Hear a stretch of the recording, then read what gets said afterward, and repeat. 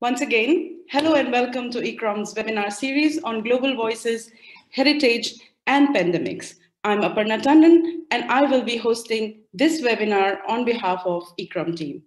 ICROM is the International Center for the Study of Preservation and Restoration of Cultural Property. It is an intergovernmental organization working in service to its 137 member states. It promotes the conservation of cultural heritage in every region of the world. This is the fifth webinar of the series on heritage and pandemics. Previous webinars have provided tools and tips for analyzing crisis situations, supporting livelihoods, reopening and adapting heritage spaces, and providing psychosocial support during and after a crisis. Recordings are available at ICROM lecture series page, accessible through its website, and you can find them on ICROM's YouTube channel as well. This series is conceived as part of ICROM's flagship program on first aid and resilience in times of crisis. First aid and resilience is a multi-partner program and aims to build capacity for effective disaster risk management for all forms of cultural heritage. It affects on-the-ground change through training, in-field applications, self-help resources, networking, and by informing national as well as international policies. Our network of 500 cultural first aiders, mentors, and leaders spans 78 countries.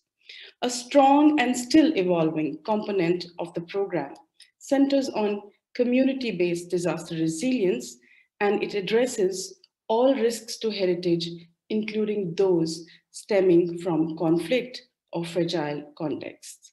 The webinars on heritage and pandemics are meant to offer a platform for our extended community to share experiences and strategies for response as well as recovery of heritage and associated communities from the ongoing pandemic and other secondary risks that are stemming from this situation. ICROM is grateful to all its partners and in particular to Swedish Postcode Foundation for enabling this exchange. Before moving on, I would now like to mention that as in previous webinars, you can send your queries and comments by clicking on the Q&A icon that you see at the bottom of your Zoom window. Please do not raise hands as we have no means to respond to them. We will only take comments through the Q&A box. We will take up some questions after the presentation. In case we are unable to answer all of them due to the shortage of time, we will respond to them via email in 2 weeks' time. So moving on to today's topic. The topic of today's webinar is accessing heritage during a pandemic. During the days of self-isolation, curfews or lockdowns, life as we knew it came to a standstill. Amidst uncertainty, some of us took to music, while others found support in art or virtual religious ceremonies, or taking tours of cultural places that are meaningful to us and provide a sense of belonging and continuity. As a response, many heritage institutions expanded their online services, and as the future continues to be uncertain, there is an increased demand for providing remote access to heritage so that people can still participate in and enjoy their cultural lives. Yet, there are challenges ahead. What kind of tools do we need? How can we manage increased demand for remote access within existing means? How do we provide equitable access, especially for people with special needs? Can digital replace real-life experiences? To reflect on questions such as these, I have the pleasure of being joined by an illustrious panel of heritage professionals who are also cultural first aiders. Moderating this panel is Rebecca Kennedy, who has worked as a registrar and collections manager for 15 years at organizations ranging from historic homes to the Smithsonian Institution. She is now in private practice at Cure Collections. Rebecca is a mentor for First Aid and Resilience Program, and now I invite her to further introduce today's topic as well as our panelists. Over to Rebecca. Thank you. Thank you, Aparna. Hello, everyone. Thank you so much for joining us, and I am very honored to moderate our panel today. The physical closure of approximately 90% of the world's cultural heritage sites and museums due to the COVID-19 pandemic has challenged staff to utilize digital content to reach their audience and honor their missions. We have seen very creative interpretations of heritage during the lockdown.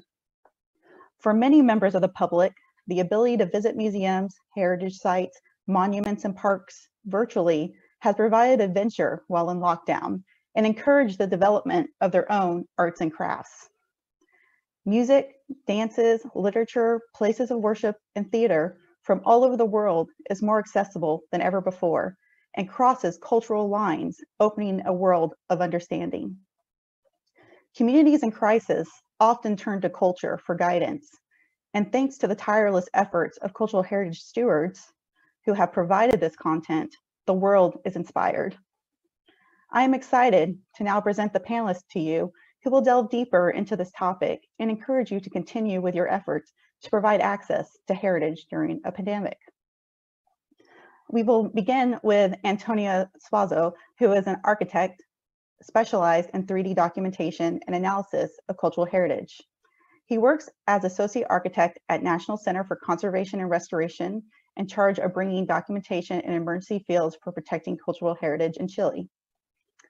Alicia Strozzi is a conservation officer for the Superintendencia, Regional Office of Ministry of Cultural Heritage. She is in charge of education and research area. Her aim is to prepare the community to preventively conserve their heritage and be inclusive in the decision-making process. Matthew Jacobs is a trained architect, craftsperson, and educator working with the United States National Park Service in New York City. He manages a multifaceted program in partnership with the Stephen T. Mather Building Arts and Craftsmanship High School, working to equip new generations of youth with the skills, knowledge, and ethos of historic preservation, conservation, and stewardship. Then we'll finish up with architect Siddhant Shah as the youngest national level award winner and founder of Access for All, that works in the domain of museum accessibility and inclusive outreach in India, China, Malaysia, and Pakistan. The aim is to bridge the gap between cultural heritage and disabilities through physical and digital innovation. He specializes in capacity building and disability sensitization for organizations to make them inclusive. So after welcoming the panelists, I believe we are ready to start with Antonio. So Antonio, when you are ready.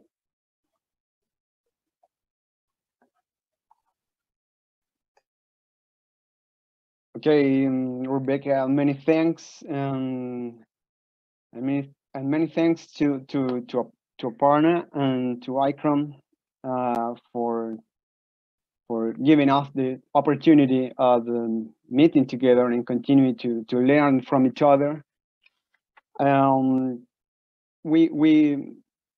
We kind of tried to have this integrated approach for delivering the webinar today. So I will be mainly focusing on the digital tools. And I will be using some of the cases and examples that we have collected so far from the Chilean experience. But I think most of them applies to what's happening right now. What are the challenges that are occurring on the entire globe? So, first of all, what is the challenge of going digital in the realm of the museums and collections? I will try to go between these three general topics. First, I will be talking about the content, what the digital content is, and what are the creation tools that we have at hand to first make these contents in the first place. Later on, I will build upon the opportunity of bringing this new content into actual cultural activities that goes beyond just showing content, but instead developing around monitoring and cultural mediation. That is what the museums actually do on a physical daily basis. And ultimately, I will be talking about how these first two topics lead us to actually engage people, and how do the museums can have this new scenario of tools and content to make this integrated value, and to turn around in the idea of what the communities say, or what the stories behind the cultural heritage that the museum is trying to allocate in the first place. And mostly, as I mentioned it, I will be talking around these examples that we have collected so far. Right here in Chile, there is a nationwide campaign day that is called Cultural Heritage Day. That's been around for like 20 years. And that brings a lot of attention, and people really literally make lines for getting to know the cultural heritage. But during this lockdown from the coronavirus, authorities have decided to make an online version, and the results are overwhelming. So I have collected a lot of cases that will be showing you to support the main ideas of the presentation. In the first place, the content. What is the opportunities of digital content? Well, the first content that you might have is by using the digital material that you might already have done before, or that you may have collected. You have a repository of these images and assets.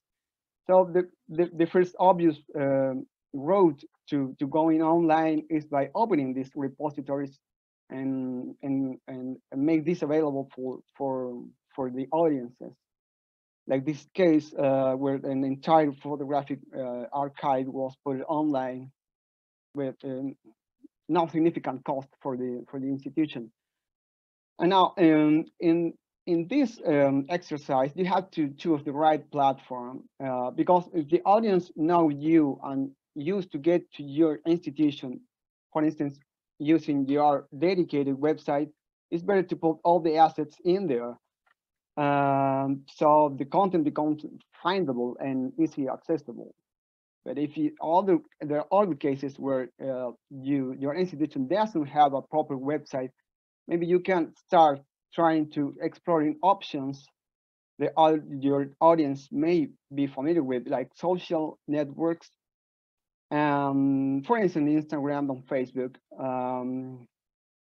Keeping an eye, I want to stress this out right from the example that each of these platforms have these limitations. And Instagram, for instance, is only towards sharing pictures. So you instead take a picture of the cultural heritage, or convey a message through this image, but it's confined ultimately to an image.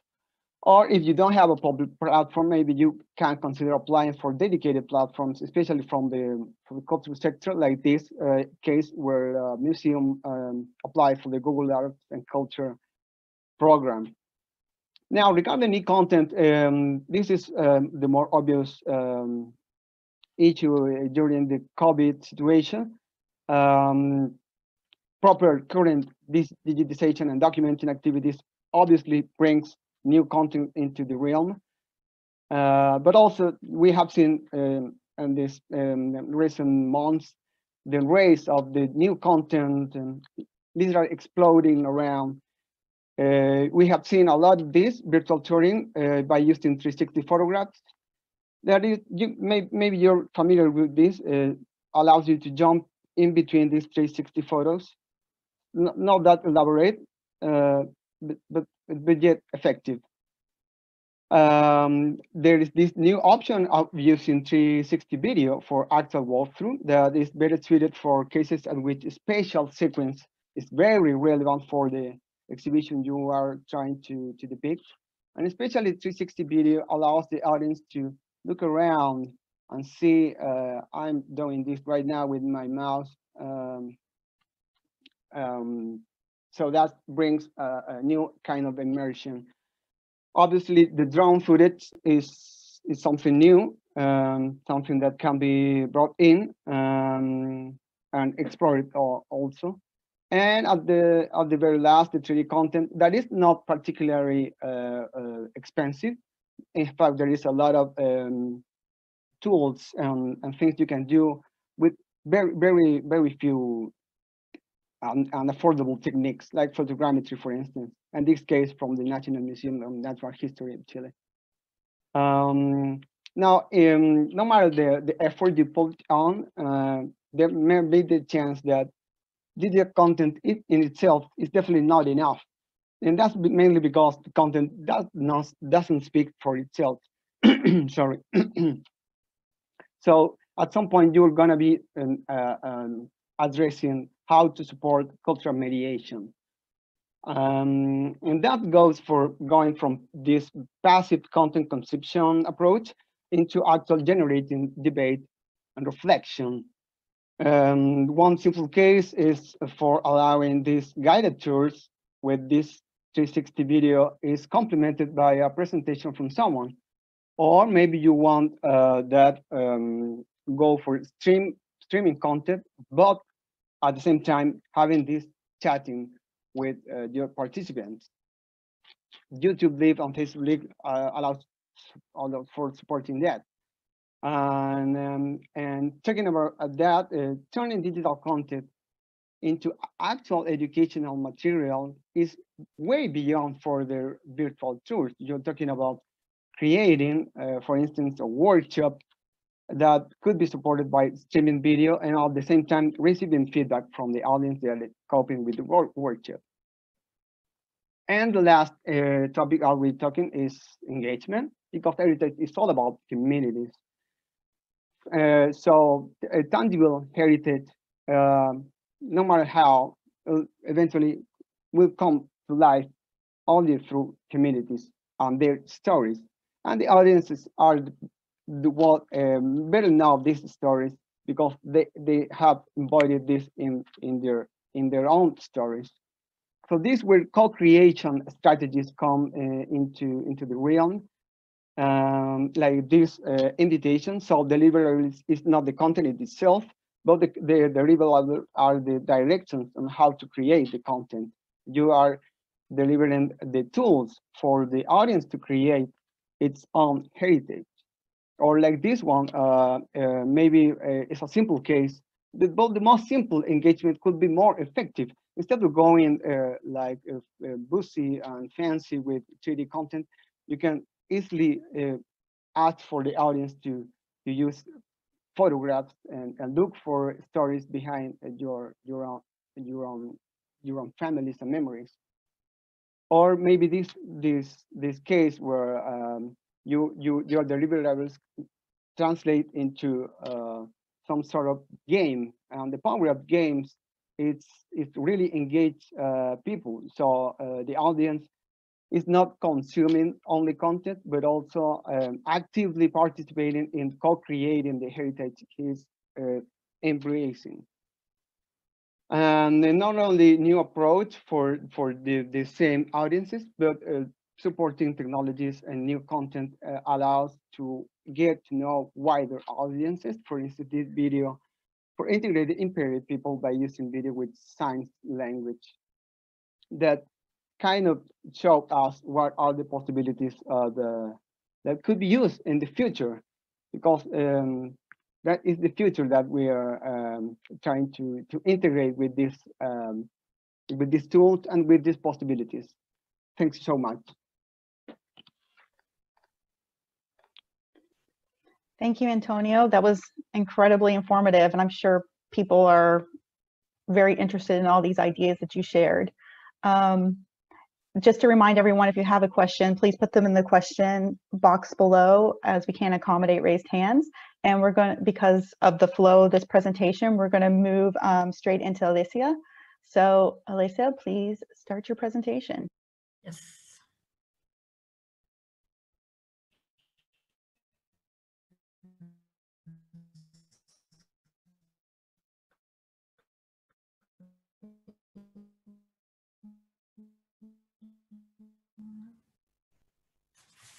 Yes. Okay. So Antonio has widely explained the word apply. Oh, sorry. I'm sorry. It's here actually.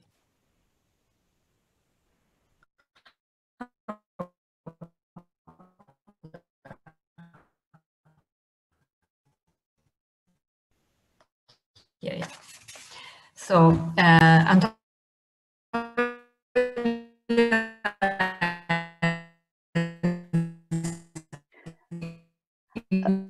Alicia, we're having some introduce my topic and Alicia, huge amount of possibility we're having and the potential some, in those days. This digital was what has been changed. Oh.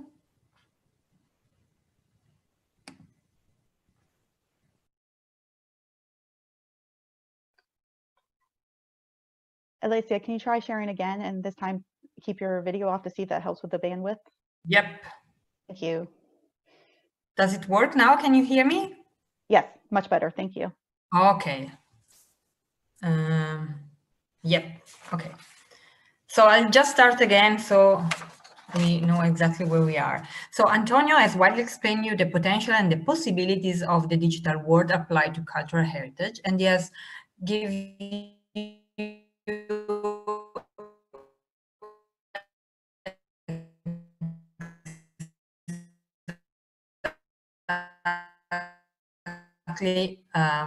a little tip on the engagement. We're there even before COVID-19. We have changed our habits taken before COVID-19 knocked our doors. What can we see? We definitely can see that we are inside in museums, and we see that there are teenagers sitting on a couch, and those teenagers are completely engaged in their phones, while a Rembrandt painting is standing behind them. What can we assume? Just to make it easier, we can make two assumptions. Either they are searching for additional information about the paintings, and that's actually what we really hope, or they're expressing interest for something which is not the museum. In other words, they're expressing disinterest. During our period, which actually we are facing now, as soon as we have started this period of quarantine, we were forced to stay at home, and we had to find different ways to profit of our time. In a really shorter time, millions of people were navigating and searching in the web something to be meaningful, something which could reassure them, something that give them resilience. They were not afraid, but we were searching something that could help us. People were and are still exploring the world through a digital window. But together with the increase of the request, also the offers has increased. There was a huge growth in size of digital content, such as activities, visit, tour. Also Antonio has shown some of them. And cultural institutions have deeply heard the request and replied by sharing the collections and offering new way of visiting and experiencing cultural heritage. Sometimes these ways were already there. There was just the request was really strong.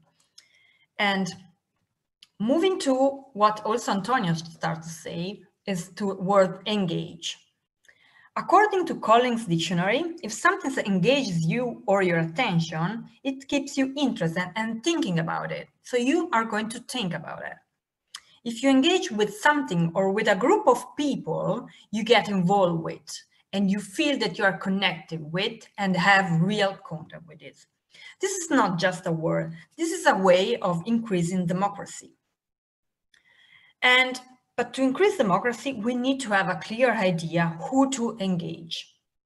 When we think to our cultural institution, are we addressing and targeting our audience? I'm aware that for some of you, this question can sound, ordinary, banal, but quality comes direct from this first path. We need to have a clear idea which is our target, because the world is not any longer a simple system. And when I say a simple system, I'm referring to the physical phenomenon. To clarify what I want to say, I will use an example. A simple system is like our museums were used to work. They were producing information, content, and visitors were passively taking them. Today, our world is a complex system, where a complex system is not a trivial juxtaposition of simple parts, but is structured by their mutual relationships, which originate new collective properties, and I'm repeating, collective properties, irreducible to those of the constituents.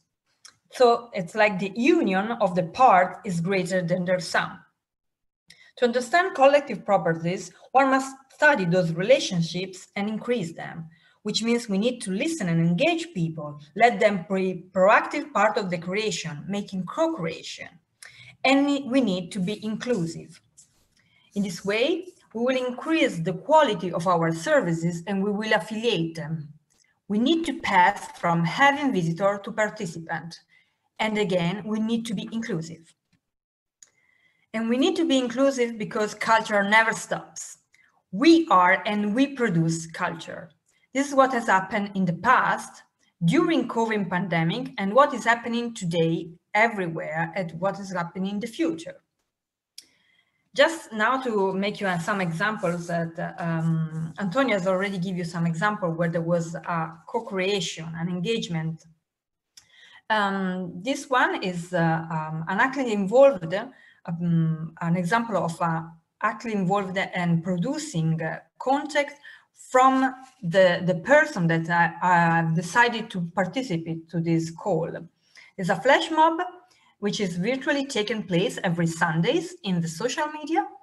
With the Are You Ready hashtag, everyone is invited to share and tag a picture of their favorite library, archives, museum, object, whatever. There's no limit on what you can share, but it's something that is a cultural heritage that belongs to you.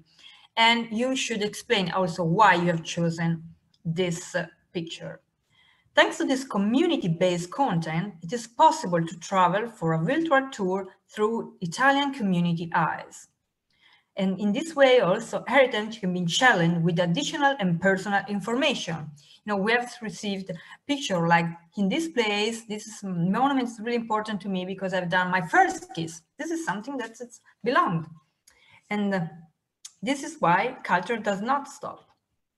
Another example also, I'm gonna really just make it really short because also Antonio has shown you like a sort of home production. Here we have, this is one of the most important painting by Raffaello, is the Virgin Mary marriage. And we have this little temple behind. The museum has decided to make available the temple and you can build up at home. But again, there is also other way, if we look at our past, there was this grand tour. The Grand Tour was the 17th and 18th century custom of a traditional trip of Europe undertaken by upper-class young European men of sufficient means and rank. I want to underline there was men of sufficient means and rank. I want to underline this because the digital tool can really increase the democracy. Everyone is allowed to go and visit it. The custom of the Grand Tour served as an education rite of passage. The primary value of the Grand Tour lay in its exposure to the cultural legacy of classical antiquity and the Renaissance. In addition, it provided the only opportunity to view specific works of art and possibly the only chance to hear certain music. The legacy of the Grand Tour lives on to the modern day and is still evident in works of travel and literature. Can we now understand how lucky we are to travel the world from our sofa and choosing how we want to experience it? Because every museum now has put their collection available to us. What I want to stress at the end is that cultural institutions need to tackle and innovate their role in society using digital content designed to offer important added values, which later will accompany the live visit and the real experience. Today, thanks to this experience, that we were forced to stay at home with this corona pandemic, the general trend is toward the enhancement of a slower and more authentic experience of visiting and participating, of a more aware relationship with art. So passing from visitor to participant,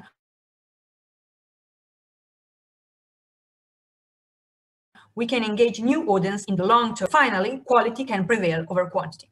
Thank you. Thank you, Alicia. That picture on your front slide of the young adults in front of the Rembrandt engaging on their phones has been a very controversial image and been interpreted as disinterest, but really it's a different type of engagement. So I think you've done a great job of unpacking that and what that means now in this time of the pandemic. And so I really appreciate your thoughtful response to that. We're now going to move on to Matt as he further delves into this topic. Matt, are you ready? Yes, ready. 1 second.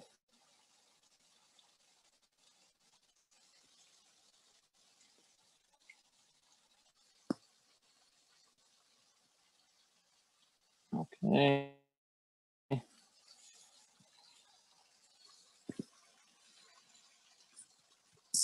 Okay, well, welcome everyone.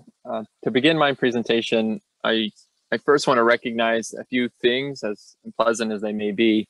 While I intend to offer a vision of hope through this presentation, I don't want to overlook or downplay some harsh realities that are out there.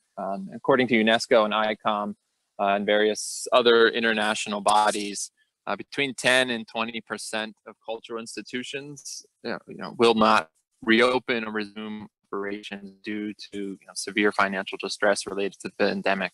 And obviously those of us who do resume our operations will find a very different world in which we'll be operating. The situations and the situations we see will be unlike anything we have seen before. And for many of our friends and colleagues out there in places that have lived with war and civil unrest and economic and social stress, this pandemic comes as just one additional layer to already difficult circumstances. And while the pandemic has affected us all, it has not affected us all in the same way. And we all have many obstacles to overcome. But I know I have found great hope in the way the heritage community at large has been there for their communities in whatever way they were able to muster given the difficult circumstances. And in a time when people are looking for places to turn to, heritage cultural organizations, ranking among the most trusted institutions in the world, have continued to prove their worth as places of learning, healing, and understanding during these times.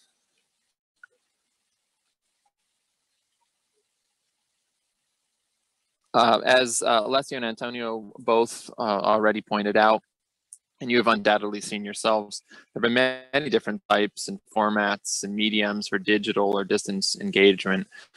What we attempted to do was to collect the many things that are happening out there and in the digital cultural heritage space as a way of beginning to create nomenclature and some understanding of where we are right now and where we can head in the future. So basically what we did was a survey, and a lot of the things that folks were doing, organizations were doing out there, fell into one of these three categories of broadcast, interactive, and dialogic content and engagement, with broadcast being a lot of things that are fairly one-directional, one-dimensional, things that we're putting out that are pre-recorded, concerts, online exhibits, lectures, interactive things, as Antonio highlighted several of them, interactive virtual tours, art at home activities, other things like crowdsourced archival transcription services, and then dialogue, or things that are multidimensional and include co-created content and public discussion forums, oral histories, and interviews. things that allow us to co-create meaning and interpretation. So regardless of what you've done or what category it may fall into, one suggestion consistently from colleagues is that I think we would all do things differently if we had more time to plan for this, and certainly if re-enter or we continue with social distancing or future disruptions to our operations, we would want to possibly do things differently than we did this time. So I think it's very important as this rapidly changing situation evolves, that we take some time to analyze where we are before we move into future phases or make other large decisions about how we engage or resume something of our pre-COVID operations. There's so much to glean, I think, so many new modes of engagement, new audiences engaged, that we can really capture a lot of useful information. So, obviously ways of analyzing, there's qualitative and quantitative kind of strategic analysis of what's been done, with data being a key component of that analysis. There's all sorts of things, surveys and analytics from websites and social media sources, and more qualitative forms of data, tweets and retweets and likes, and that whole world of the social media platforms. And another key constituent or key part of this is evaluations and talking to staff and volunteers, audience, your colleagues, boards of directors, and really drilling down into what has worked, what hasn't worked, what's been useful, what would be useful to continue next time, or integrate into quote unquote normal operations.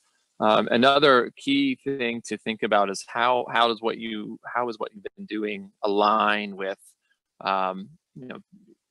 your mission, or the guiding and foundational documents of your practice or your organization, whether it's a business and a business plan, or an organization in your charter, and strategic plans that we've created before this pandemic.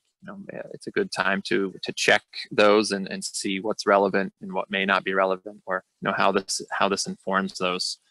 I think one key takeaway is that it's important to use our mission and these guiding documents to guide the technology and the technical forms of engagement that we are using, rather than letting the technology dictate what it is that we were doing. I think this will be helpful in charting next steps, and if we can parse out what has happened through this experience and analyze our individual actions and collective experiments in remote engagement, we can, I think this really starts to lead us to a different future. And with only remote access to the resources we steward and share with the world, these digital and virtual tools and platforms have been developed, tested, and implemented, and they're certainly going to have lasting impacts on the way we engage audiences and the way audiences interact with heritage and culture. And while this experience may push us towards a more 3D scanned, holographic, virtual reality future, even as a preservationist and a craftsperson, that gives me a little pause. I think we can look, aside from the technology that's been used and the technological forms of engagement during the pandemic, and it allows us to free ourselves a little bit from the physical resources, the architecture, the collections that we are responsible for stewarding. And I think this movement has been afoot for some time before. I know it's been afoot sometime before the pandemic, to adjust our modes of engagement from ones that are, one directional and hierarchical, to ones that are more dialogic and allow for multi-dimensional creation of meaning, interpretation, and understanding of values. And it's my hope that during this time you've all been able to experiment a little bit with that. And even though we're limited by digital means of connection at this time, we are all looking for shared humanity and the engagement we seek of. So speaking of data, I just wanted to throw this little bit of data out there, as unscientific as it is, that during the course of this researching this topic, we looked into what people were seeking, just to get a lens into what the interests were out there. And as you can, I don't know how well you can see this slide, but that top blue line is virtual Google searches for virtual tours, which were fairly steady prior to the pandemic. Had a huge jump in late February, early March, and have since tapered off. And below that in red, you can see virtual museum, yellow museum tour, green online tour. So there's been rapid change in the way we have operated, and I think we have risen to the occasion well of providing what what our communities seek. Also, during this time of this, this chart, there has been much, obviously social stressors related to the pandemic, but also it's exposed and exacerbated many injustices and inequalities, unrelated to the pandemic. And this is further call that has been in place for our institutions and our field at large, to address many of the larger social inequities and injustices in society. This, as I said, this movement has been afoot, but by our nature and certainly by our nurture, changing the heritage field is often long and deliberative. But at least until recently, we've seen the pandemic, institute, sweeping changes in a very short amount of time. We've had to, adjust almost overnight the way we operate, which again, I've been encouraged by that flexibility, the creativity and critical thinking that I've seen. And I think if we can harness that, the disruption and how we've responded to it, I think we can also utilize that to further the initiatives and the movements afoot to have the heritage community more engaged in working with communities to promote and to build more peaceful, equitable, and inclusive societies. Just as a point of comparison here, I'm not trying to beat up on virtual tours because there are incredible ones out there that I participated in, but by comparison, you can see in the same time period the searches for some of these issues that we're struggling with as societies and as a heritage community now, with virtual tour being that line near the bottom, and searches for community and justice and museum in general and equality. You can see how they have largely remained unchanged over time, or have increased since the pandemic. So I think it's a prime opportunity for us to reassess where we are and what we have to offer the communities we serve, and how we can engage in some of these broader conversations. And it's we're fortunate that many organizations have already started in this direction, and we have a lot to glean from them and a lot to learn from them. So I wanted to just highlight a few that we can all look to as potential sources of inspiration, or even in some of these instances, training and guidance on how to approach some of these topics. Eastern State Penitentiary is a site in Philadelphia. It's a former penitentiary prison, where they are critically looking at how reform has happened in the criminal justice system. And they will say the organization will say themselves that they have transferred somewhat from trying to be a neutral purveyor of history to an active and engaged participant in these broader societal issues. The New York City LGBT Historic Sites Project is a project that is looking at the historical contributions of LGBT individuals, and often those stories and those critical parts of who those people were are not included in the official narratives and stories of heritage sites and heritage, historic people who had significant contributions in society. The Schomburg Center for Research in Black Culture, which is part of the New York Public Library, is is a research institution looking at Black culture and how it has changed over the past nearly 100 years. It's an older institution, certainly a pioneer in the field of inclusive interpretation. The International Coalition of Sites of Conscience, which many folks on this call may have heard about, where they're offering training and advocacy tips and tools and a network as they build a global movement to elevate truth and justice in the heritage and cultural fields. So I think in closing, as we seek to create or to cope with what is the new normal, I think we have a role in helping to create and further create what the new normal is and further some of the some of the work that the organizations I just discussed have already been working on, and that many of us see as a need in this field.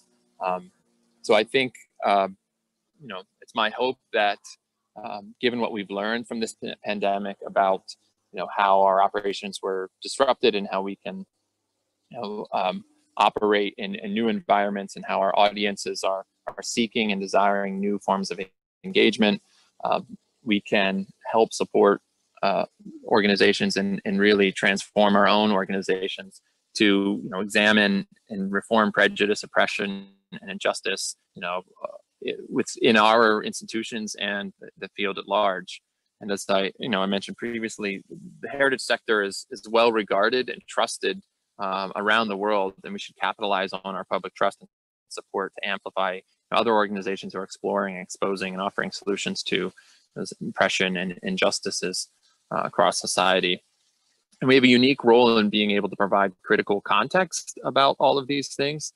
That's something that we do well, is providing and exposing and working with the nuances and the more difficult parts of history and the present.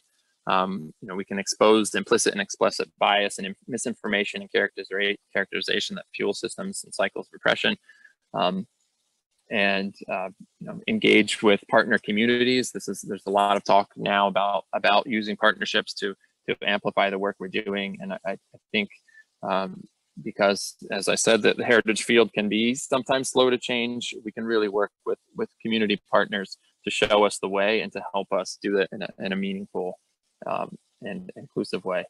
And I think at the root of all this is just telling the stories of all people, and especially the lived experience of marginalized and oppressed communities. And as we enter a world of unknowns, both the what I call the known unknowns and the unknown unknowns, our mission to be the keepers of our community's objects and stories and values and memories is important as ever.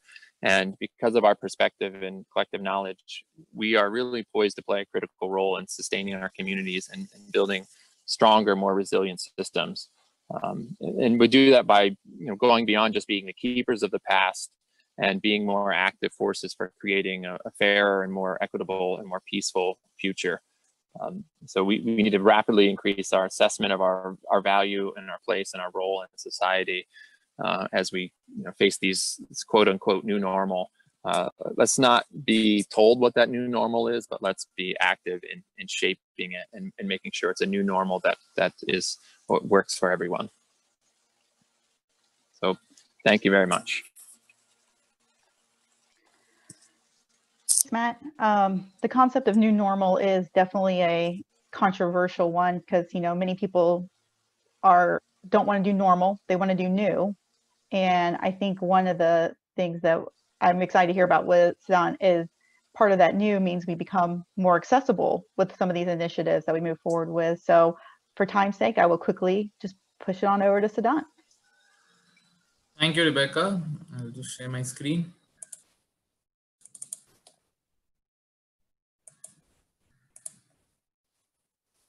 Thank you, Ikram. This is Siddhansha here from Mumbai. Thank you so much for this opportunity to talk about how do we make heritage accessible digitally. This presentation focuses on our practices that we've been working with various museums, art galleries, cultural sites to make them accessible to a wider audience. And now, in the time of this lockdown where we are all housebound, digital is the way to go forward. But while we talk about digital extensively, one of the most important thing is to understand that for whom are we doing this? Who is that audience? Like, who are those people who are going to use the services, who are going to go onto the website and see? It could be a housewife, it could be a homemaker, it could be a kid with on the autism spectrum, it could be senior citizens. There are various people out there who have phones in their hand, who have time.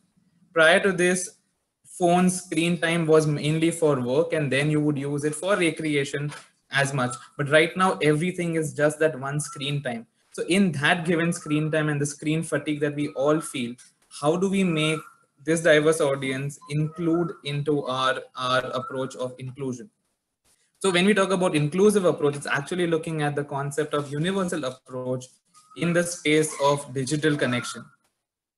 The user and the heritage, they both are there. Users are at their place, heritage is there, the museums are there, sites are there, but the connection is through the digital medium, be it Facebook, Twitter, TikTok, videos. Suddenly you see a surge in all the OTT platforms. These are the mediums. But when we talk of these mediums, what is that key content that is there in this digital medium? They're either driven by text, which forms the larger part of this, or they are images or videos that you keep on seeing. It's literally the play of text and image, or video, images, and the way that entire content is created, and the play of this that makes it either accessible to everyone or makes you not look at that clearly. This is one of the screenshots that I'm sharing from the museum that we worked in Jodhpur, Miranga Trust, to make their website accessible to a wider audience. We realize that websites are one of the first ways of understanding or reaching to the museum. Even though you are away in some another city, some other country, your first point of interaction is the website. Even before COVID, the website was there. The works that we are showing, they were all done before COVID.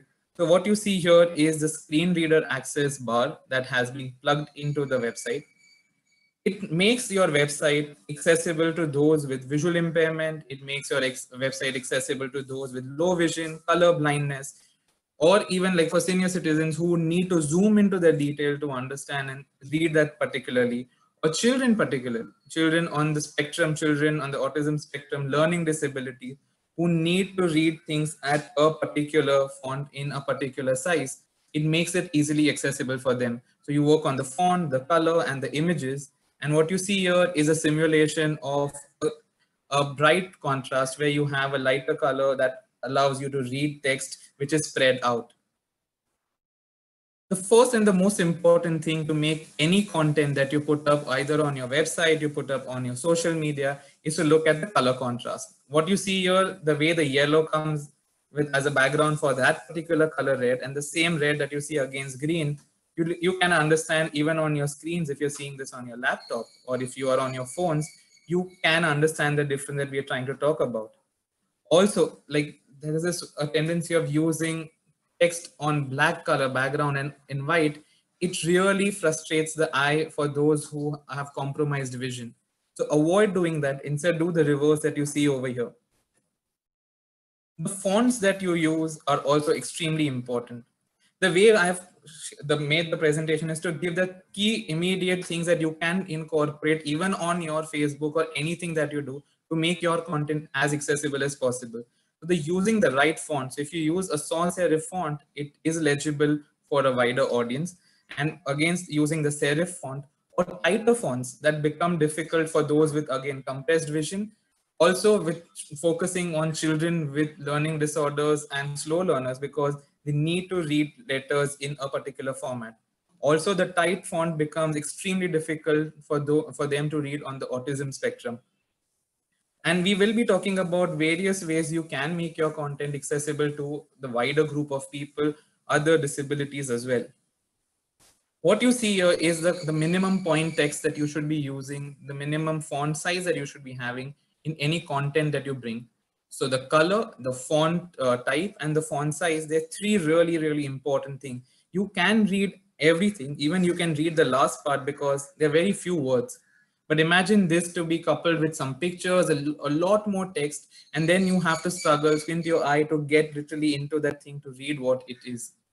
So that's why minimum should be of 18 points to make your documents, even while you're sharing documents across, like, because right now we're sharing documents digitally, it's very important to even make your documents digitally accessible so that the person on the other side of the screen has easier ways of reading and using it. Another organization for whom we have developed, which is Mumbai Culture Map, which was for Godrej India Culture Lab. The website was made accessible, and all the elements that we spoke about of font, the use of color, and the font size and the font type is brought in over here. So it's a sans serif one against backgrounds where you have contrast and using spaced out font, so it becomes easy for you to read. Instagram is one thing that has really taken up in this time, where everybody's putting up either pictures of art around them, art at home. But do you imagine if a person with visual impairment is using Instagram, how would they know what all is there on that picture? So in that case, all text comes handy. They use something which is known as screen reader software. It reads out the screen to them. Like how we see something, it literally reads out the screen. And as you can see over here, it gives them a description of what you see in the picture. Remember, all text is different from your caption. Caption is what you put on the picture. This is embedded in the picture. So while you scroll through the Instagram, whenever that picture comes up, they hear about it and the description that you have mentioned.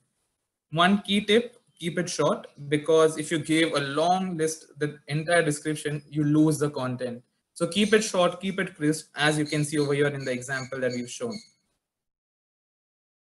Participate and share. Digital engagement, digitally we can become more accessible if the content that has been shared by the museums is spread out. There is a digital outreach of that content, and if we all equally participate into it. What you see here is not a competition, but this challenge that was put up by National Museum in New Delhi to look at hairstyles and incorporate that hairstyle and whatever you think about it and create your hairdo and post a picture of that. Now, this is a great way for people who would either not go to museums or not even look at the details of the sculpture to look at the sculpture in that detail and look at the variety of hairstyles, the ornamentation that is there, the way the sculpture is, what is the material.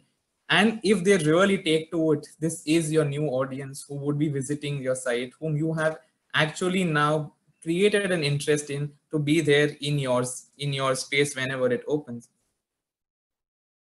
One program that we are constantly running, which we used to do within the museum spaces, within the heritage sites or in the art galleries, was the art education program for children on the autism spectrum and other learning disabilities. What we are constantly doing, we are continuing with the program, which happens on Zoom, and the whole idea of traveling the world, but from the comforts of your home in your safe zone. So this was Van Gogh for Kids, where we talked to them about Van Gogh, his story, and how he would create, and then everybody would interpret it in their own ways. Initially, it was a challenge to interact with children on the autism spectrum on Zoom, but then as in how you make the technology, you create graphical content more accessible, it became easier for them to take to it. So you see their iterations, their interpretations of that. So there is constantly something that used to happen in a physical space. It is still happening, but it's happening digitally. And that's also one way to participate and share. Videos, like you see a huge rise in the use of YouTube, Netflix, Amazon Prime, various different OTT platforms where video content has been used extensively. A lot of museums have been putting up webinars. Like another thing to look at is how can you make your webinar, your presentation more accessible. And the ideal way of doing it is to make it accessible with inserting the caption in the space. This makes it accessible for those with hearing impairment, so that if they can't hear, they can actually read. And all those who are unlettered and use sign language, one way could be to plug in the element of sign language into your video. It's a plugin. When you work on sign language video, two things to remember. Always place it either on the right-hand side corner or the left-hand side corner, so that you don't cover the visual content which is there. And plus, have it against a lighter background so that the person's hand movements are seen clearly. Play theory. Playway theory works really great to bring in people in the museums. We have been doing that with the organizations that we were working with, and to create treasure hunt within the museum, to have I Spy games in the museums. But now that you're not in the museum, you can still continue that through making it accessible digitally. You gamify your content. As all our previous speakers said, there is a lot of content that is already available there. How do you gamify it? How do you make them more engaging for children, which either would not go on the website to see what is happening, to know about a museum, would actually get into it? And again, you are opening a new base of visitors who would love to visit the museum after the session. Previously, we would be engaging in tactile experiences, blindfold experiences, touch, feel, participation, which sadly have become taboo in today's time. Of course, we know it's a temporary taboo, but we understand that the tactile touch senses would increase the chance of infections, which we really would not like. But still, how do we maintain the touch, and how do we keep that first touch point? And going back to my first point about the use of websites, the first touch point now to your museums is, no matter what, your website, blogs, or social media. And if they are inclusive, if they look accessible, if they would enter like this, what you see over here is from the State Bank Museum of Pakistan in Karachi, and they have a brilliant visual museum tour. So if you click on that, it takes you around to see the space. And now that you've seen it virtually, you would like to go and be part of that physically and see those numismatic collections in person. So on concluding my presentation, just talking about that no matter what, inclusion does matter. You either do it at the end of it or you think of it while conception. That is completely your choice, but it is really important to make your content accessible if you want it to be available and used by a diverse group of people. On that note, thank you so much. I hope the presentation helps you all get some clues, tips to make your museums, your resources accessible. We have our resources available. Please do write to us and we'll be more than happy to share other resources and kits that we have prepared. Thank you. Thank you, Sanat. I definitely learned something from you. It's amazing, all that can be done for accessibility. So thank you to all of our speakers. The resiliency and creation of culture during times of crisis is really inspiring. All these activities that were mentioned not only encourage creative design and creative outlooks from families and individuals, but also engage new audiences in heritage and culture. However, we must be careful. The urge to produce digital content quickly does not mean we should neglect accessibility. We encourage accessibility to be part of the planning for all initiatives, in person or digital, as we move forward in this new phase of life, post-COVID. To bring culture and heritage to communities and audiences at large, we must continue to provide culture, access, accessibility, and encouragement for people who are in lockdown and suffering during this time. So thank you to everyone. And now I would like to turn it over to Aparna again.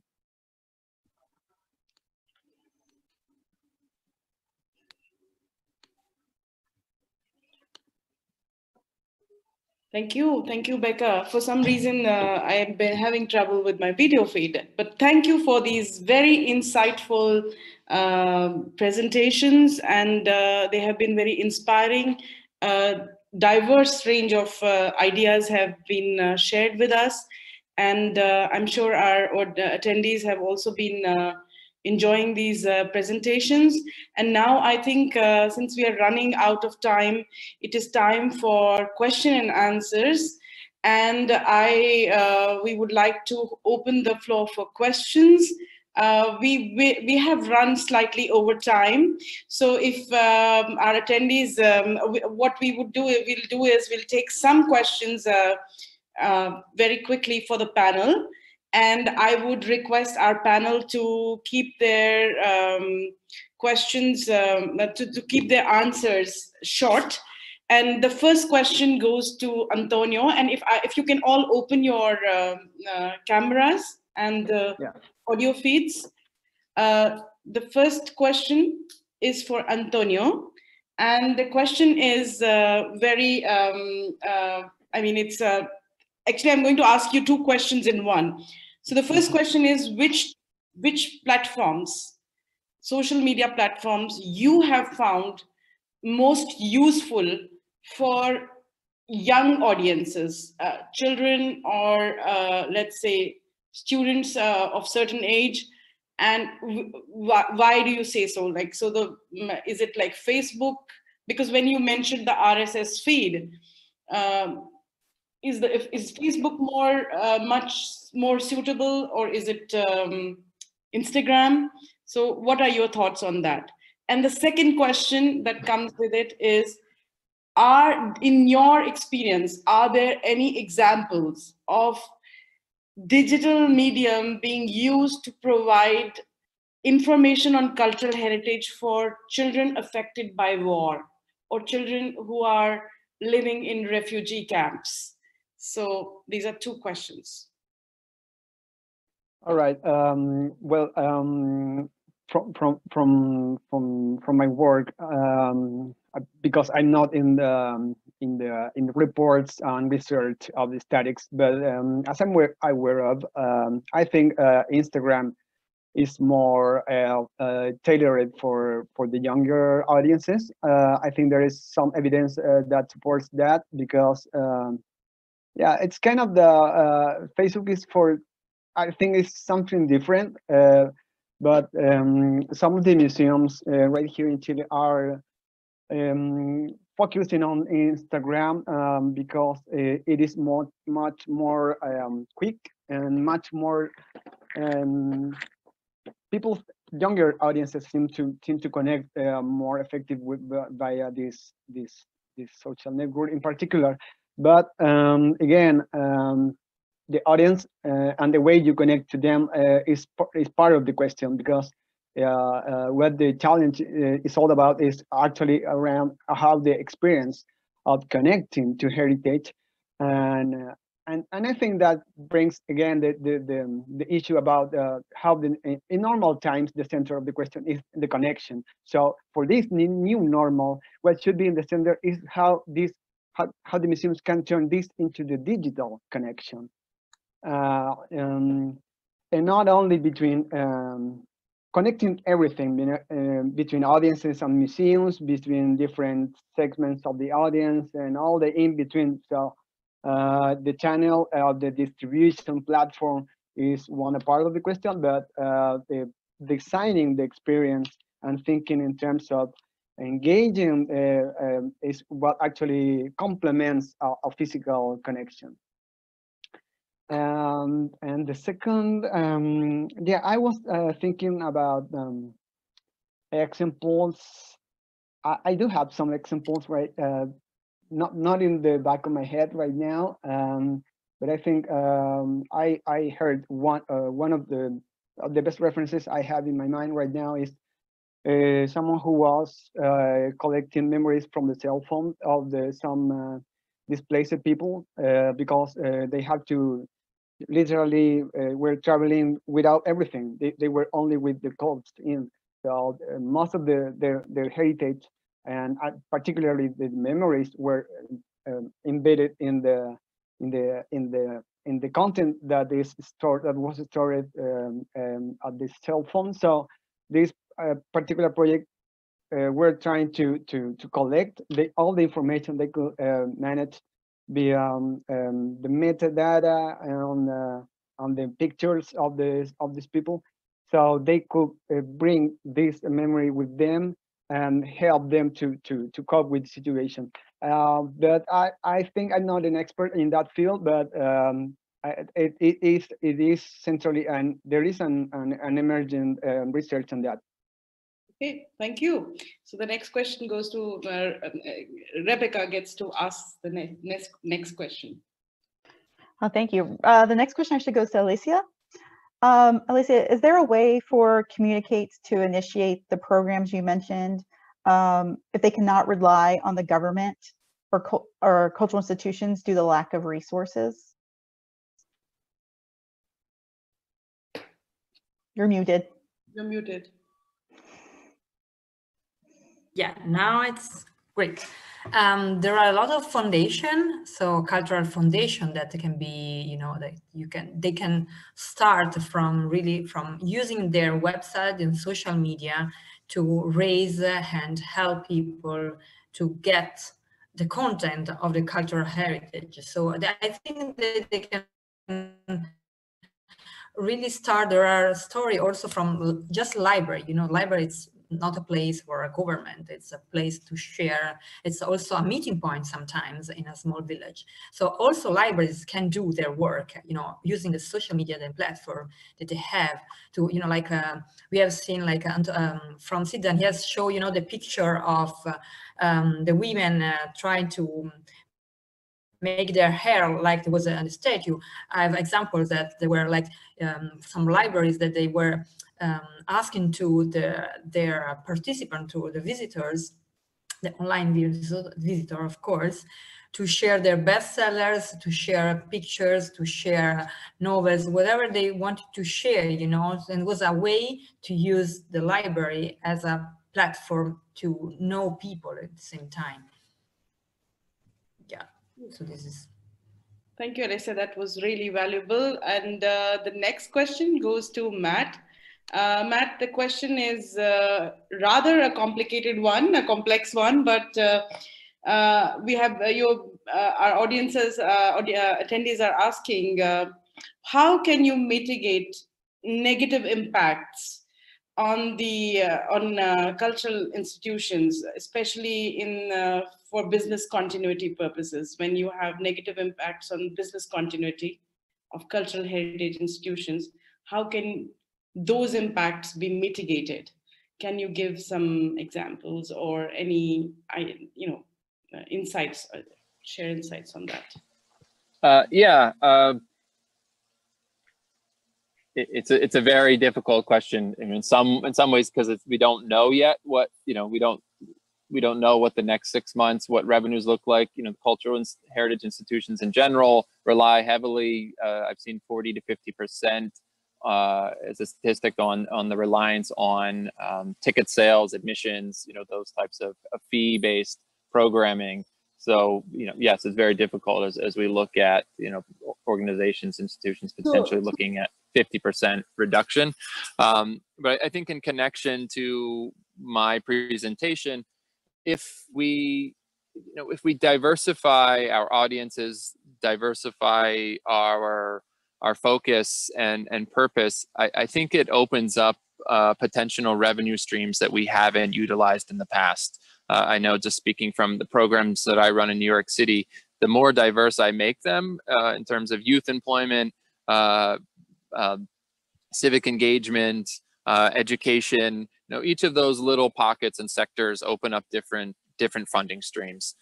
So I think when we look to diversify our operation, our mission, it diversifies our income potential or revenue potential too. Yes, true. And I think diversification is what we really need to now look at. And with that, it's over to Rebecca. All right, the next question is for Siddhant.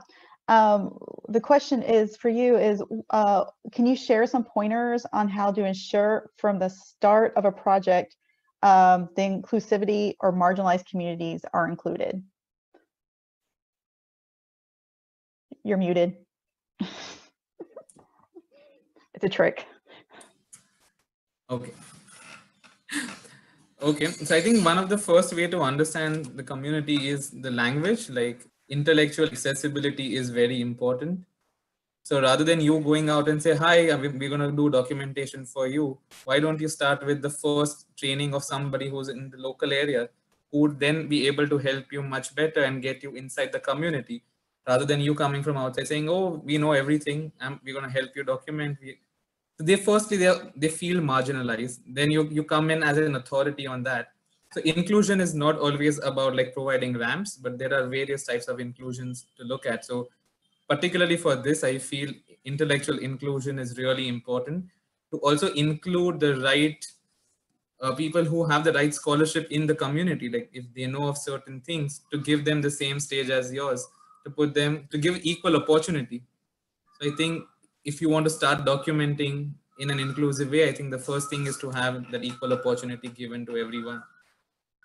So, and then I think that, of course, this is a very cascading question. A lot of things would follow in, but I think the first step to take is to include the people in the community, get to know them.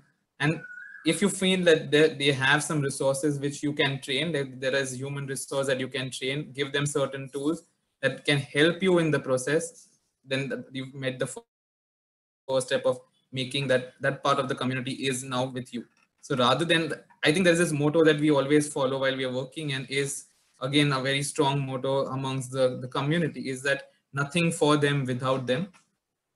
And I think that is one way which you can be inclusive. So if you include them, it is us, all of us together, not we and them, but nothing for them without them. So we all have to come together.